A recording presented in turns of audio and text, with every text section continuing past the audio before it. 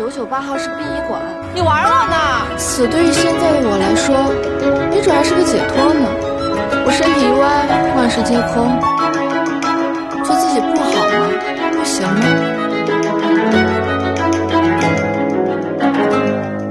小姑娘，干这个工作挺委屈的吧？阿姨告诉你啊，你这是在帮人，知道吗？你的工作很伟大呀！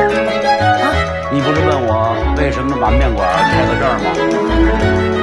我就是为了他们，保全了我老伴儿一辈子的体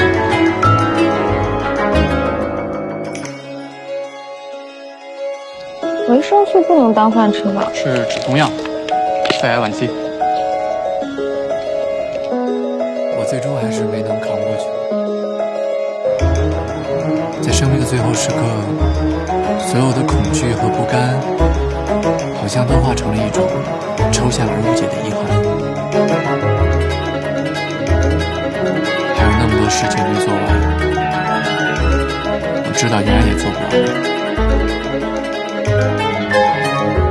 但庆幸的是，我在死之前遇到了你。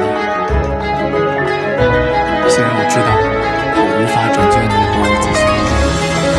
对于死亡这件事儿，我想接受结果，接受过程容易。